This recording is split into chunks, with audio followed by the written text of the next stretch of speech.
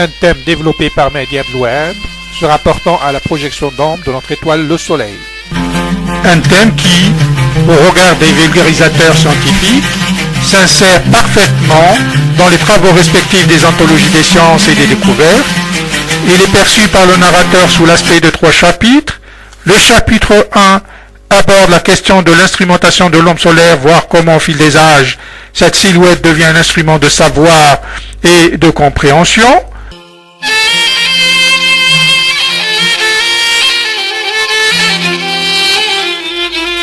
Le second chapitre, intitulé « Les 3 légendes d'ombre de la Géhenne », est un chapitre un peu particulier parce qu'il aborde une question religieuse, mettant en exergue les valeurs désuètes de l'ombre portée, ombre propre et pénombre dans un monde si inhospitalier.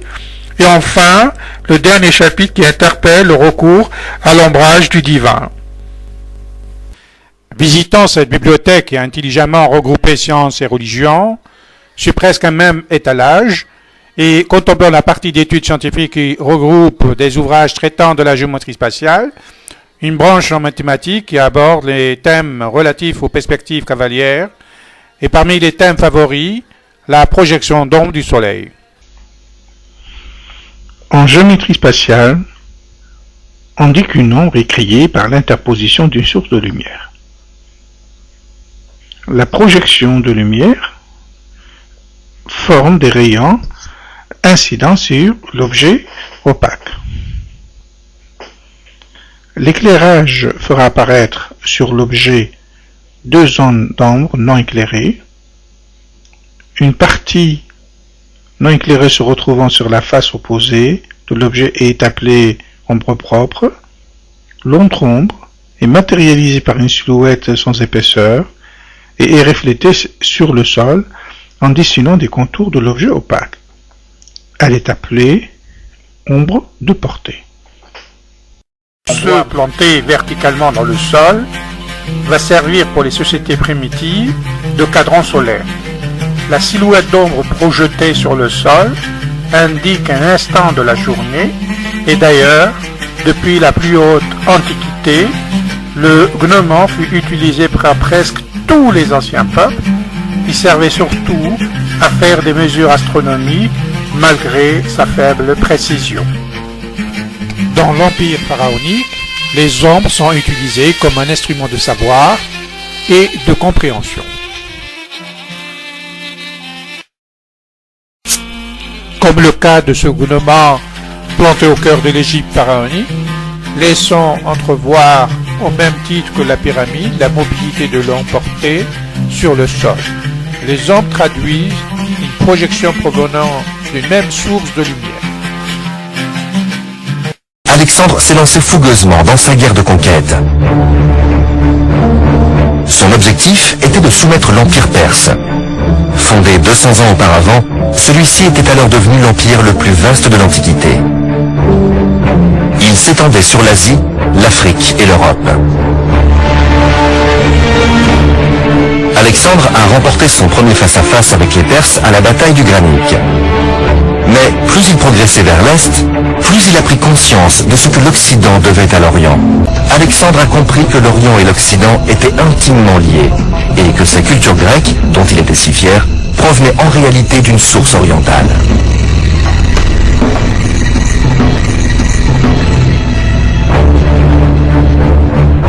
Après s'être emparé des villes grecques de l'ouest de l'Asie mineure, il a progressé vers l'est et défait une nouvelle fois les Perses à la bataille d'Issos.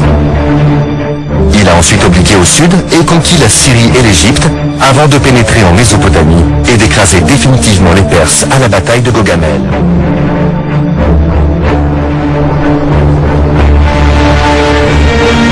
Il s'apprêtait à lancer son armée contre Babylone, le joyau du Proche-Orient. Prendre cette ville était essentiel pour réaliser son rêve d'un empire mondial. Alexandre est entré dans la ville par une porte cérémonielle décorée d'aurochs et de dragons en relief.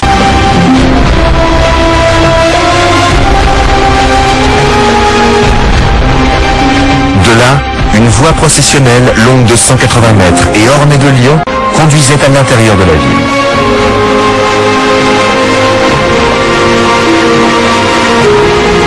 Rien rien dans la vie d'Alexandre ne l'avait préparé aux merveilles de Babylone.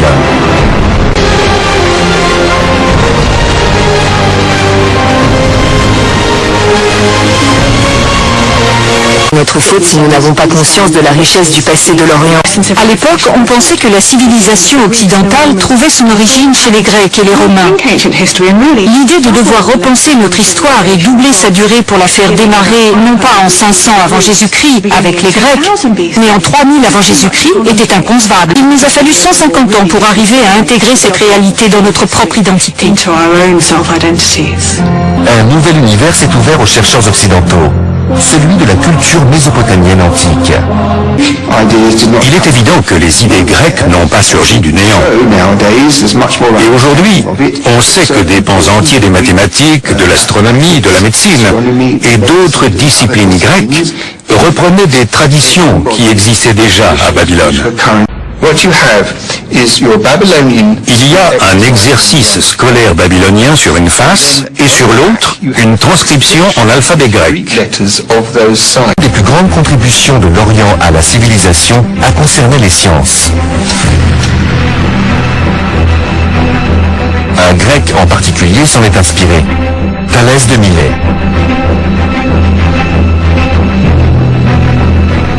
Thalès a prédit une éclipse solaire. Conformément à ce qu'il avait annoncé, celle-ci a eu lieu le 28 mai 585 avant Jésus-Christ.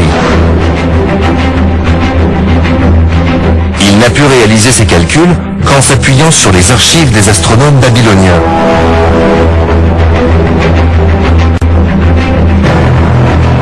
Ceux-ci avaient commencé à tenir des listes précises des éclipses, des équinoxes et des solstices à partir de 747 avant Jésus-Christ, soit 200 ans avant.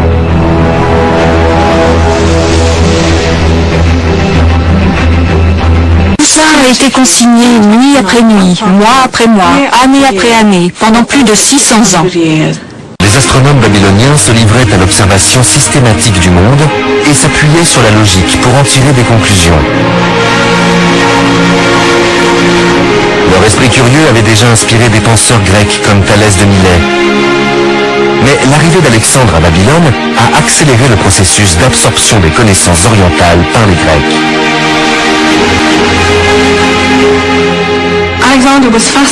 Alexandre était fasciné par l'astronomie babylonienne. Il avait demandé à son historiographe de traduire les observations astronomiques babyloniennes en grec et de les faire parvenir en Macédoine. Donc à partir du IVe siècle avant Jésus-Christ, on a des exemples très précis qui prouvent que certains savants grecs avaient accès aux travaux de tel ou tel savant babylonien. C'est absolument passionnant. La curiosité babylonienne et la logique grecque se sont conjuguées pour former une méthode scientifique qui a transformé le monde. Des Grecs comme Platon, Aristote et Ptolémée sont célèbres pour leur rôle dans ce processus. Mais les astronomes de Babylone méritent également une place parmi les précurseurs de la science moderne. Il y a des pratiques quotidiennes élémentaires qu'on doit aux anciennes civilisations proche-orientales sans le savoir.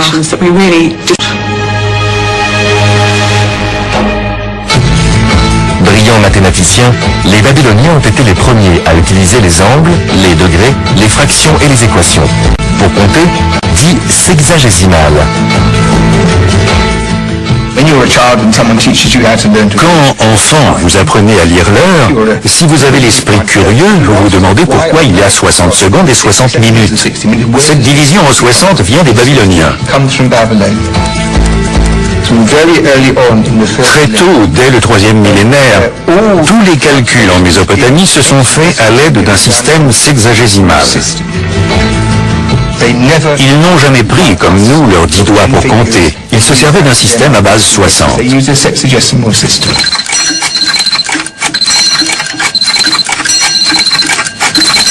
60 est un nombre plus polyvalent que 10 pour fonder un système numérique, car il est divisible par 2 et par 5, mais aussi par 3. Le système sexagésimal se prête donc plus facilement à des calculs astronomiques complexes. Il a donné le découpage de la minute en 60 secondes, de l'heure en 60 minutes, de l'année babylonienne en 360 jours, ainsi que celui du cercle en 360 degrés.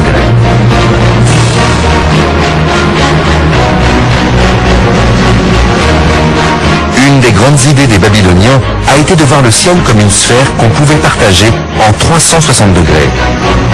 Ils utilisaient, comme on le fait encore aujourd'hui, 360 degrés subdivisés en minutes et en secondes, pour obtenir des mesures de plus en plus précises. Ils mesuraient aussi le temps que mettaient les étoiles pour se déplacer, afin de connaître leur position.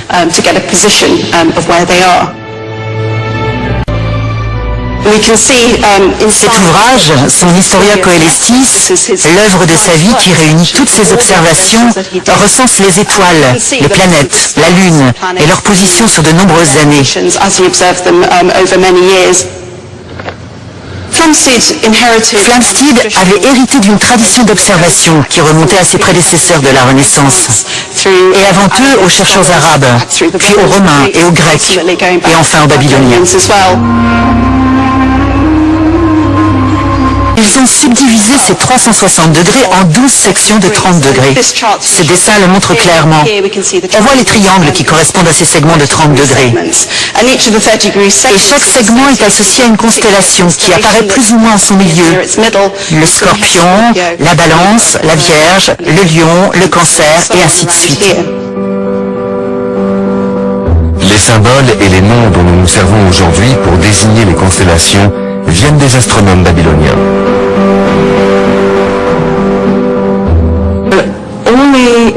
Tous les noms des signes sont donc d'origine babylonienne. Le taureau est appelé le taureau céleste en babylonien. Il y a aussi le lion.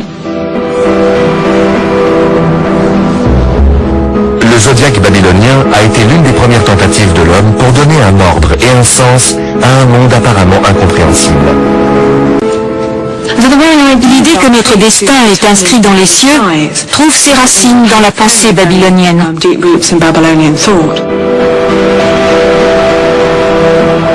Alexandre le Grand est mort à l'âge de 32 ans. Il montre comment, dans les siècles qui ont suivi sa mort, l'Occident a absorbé la richesse des civilisations nées sur les rives des grands fleuves d'Orient. Alexandrie. Cette métropole a été fondée par Alexandre le Grand en 331 avant Jésus-Christ. Le général grec, qui avait conquis l'Égypte, voulait passer à la postérité en créant une nouvelle ville royale à l'extrémité nord-ouest du delta du Nil. Partant de zéro, ces architectes se sont mis à la tâche et ont conçu une ville de renommée mondiale.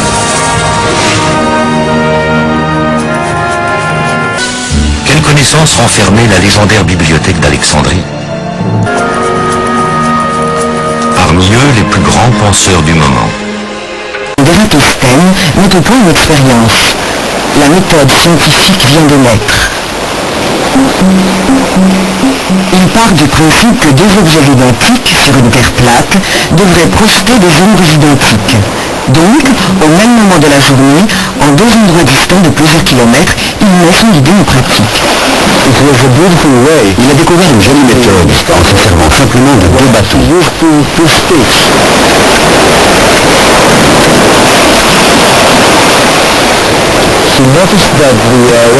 Il a alors constaté que pour ces deux bateaux, les rayons du soleil produisaient des ombres différentes. Ces deux bouts de bois projetant des ombres de longueurs différentes, la surface de la Terre ne peut être que courbe. Et d'après l'angle des ombres, Eratosthène estime la circonférence terrestre à 40 230 km, soit à moins de 160 km près le chiffre exact. Les mathématiques viennent de lever le voile sur le monde tel que nous le voyons aujourd'hui. La Terre n'était plus plate, mais sphérique.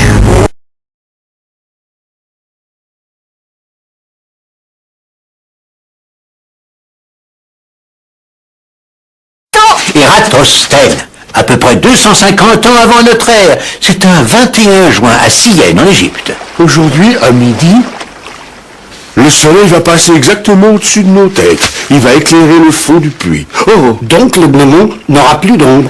Le soleil sera à la verticale et je vais mesurer la taille de la Terre. Comment peux-tu faire ça? Tu verras, regarde l'ombre du gnomon diminue. Le soleil est pile au-dessus de nos têtes. Regarde. Regarde.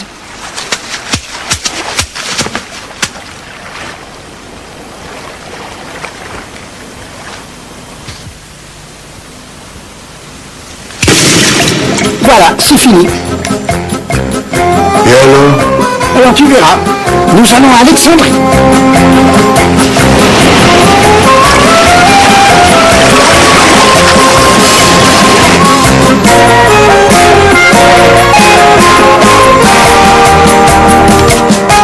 Salut, Eratosthène. Salut.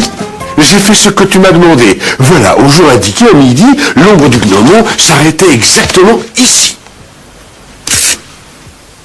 Tu vois, à Sienne, il n'y avait pas d'ombre, donc le soleil était à la verticale. Ici, à Alexandrie, le gnomon projetait cette ombre. Nous connaissons la distance entre Sienne et Alexandrie. En prolongeant le cercle, on peut donc calculer la circonférence de la Terre. Donc, la circonférence est de 252 000 stades. T'en es sûr? Oui, absolument sûr. Vous vous rendez compte, les enfants? Quelle science, quelle précision, quelle intuition, 252 000 stades, n'importe quoi. Et c'est quoi un stade? C'est la longueur de la piste de course des Jeux Olympiques. 252 000 stades, ça fait exactement 39 680. À Assouan, en Égypte, dans l'Antiquité, on avait remarqué qu'au jour du solstice, le soleil éclairait le fond d'un puits. Le soleil se trouvait donc à la verticale d'Assouan. Le mathématicien Ératosthène vivait à Alexandrie, 800 km au nord d'Assouan. Le jour du solstice, il mesura l'ombre d'une colonne. Le soleil se trouvait à un peu plus de 7 degrés de la verticale. Ératosthène en déduisit la taille de la Terre. Voici son calcul. La Terre est ronde, 360 degrés. 7 degrés, c'est environ un cinquantième du cercle. Pour avoir un cercle complet, il faut multiplier cet angle par 50. Par conséquent, la distance Assouan-Alexandrie, 800 km, il faut la multiplier par 50 pour avoir le tour complet de la Terre. 800 km multiplié par 50, 40 000 km. C'est bien la circonférence de la Terre telle qu'on l'a mesurée 2 millénaires plus tard. 7 degrés, 1/50 du cercle, 800 km multiplié par 50 égale 40 000 km. Le compte est bon. La bibliothèque d'Alexandrie découvre dans un récit de voyage qu'à Sienne, c'est-à-dire à Assouan aujourd'hui, à midi, le jour du solstice d'été, le 21 juin, le soleil se reflète dans l'eau d'un puits. Ils ont déduit, ce jour-là, les rayons du soleil sont perpendiculaires à la surface de la Terre. Il observe aussi que le 21 juin à midi, à Alexandrie, l'ombre d'un obélisque de 2,50 m de haut est égale à 31 cm d'ombre. Il obtint un arc angulaire d'une valeur de 7 degrés. Il sait par ailleurs que les caravanes de dromadaires partant de Sienne mettent 50 jours pour atteindre Alexandrie, à peu près 800 km. Or, 7 degrés est l'équivalent de 1/50 du cercle. Il faut alors multiplier 7 fois 50, 40 000 km.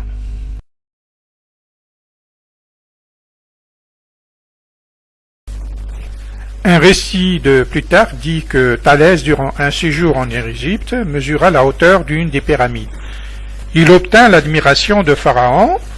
Il dressa seulement à plan un bâton au bout de l'ambre de la pyramide, en se faisant 2 angles avec la ligne que fait le rayon du soleil. Il toucha les 2 extrémités et montra qu'il y a une proportion de la hauteur de la pyramide à celle du bâton, comme il y a de la proportion d'ombre du bâton à l'ombre de la pyramide. Or, le gnomon qui fut à ses débuts un bâton planté verticalement sur le sol pour projeter de l'ombre, va dans l'empire hellénique et pharaonique être instrumenté pour devenir un cadran solaire. L'ombre projetée sur le sol va servir d'aiguille. En voici quelques images.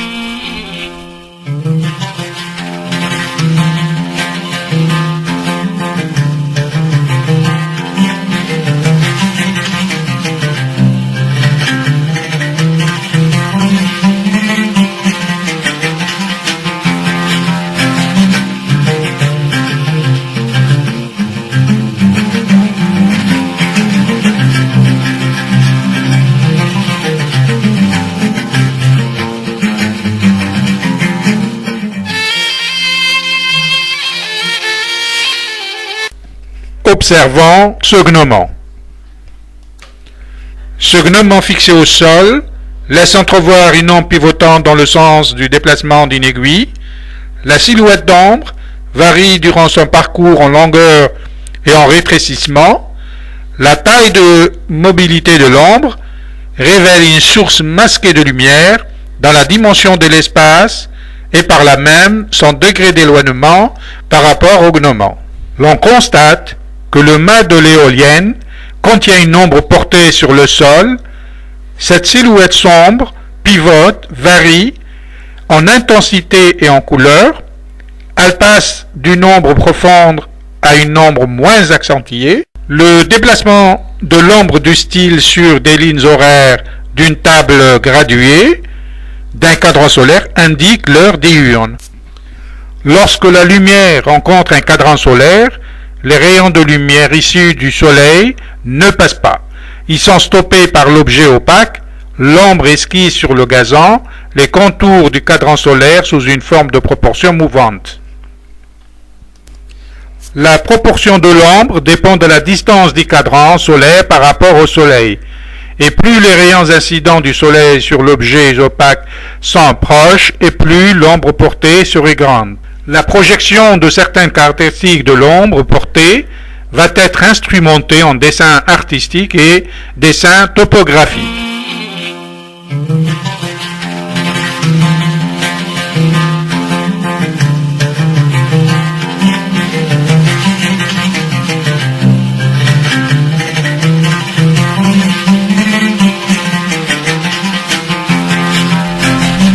La projection d'ombre est visiblement variante d'une ligne horaire à une autre. Si l'ombre propre est souvent recherchée dans les œuvres artistiques comme le cinéma et la peinture, en revanche, l'ombre portée a surtout de la valeur pour les mathématiciens, les arpenteurs et les géomètres. En dessin technique et de façon conventionnelle, on accepte que l'ombre projetée par le soleil soit le résultat de rayons incidents parallèles qui vont générer une ombre par l'objet sur le plan sur lequel il est posé, et une ombre propre créée sur les faces de l'objet qui sont soustraites aux rayons incidents.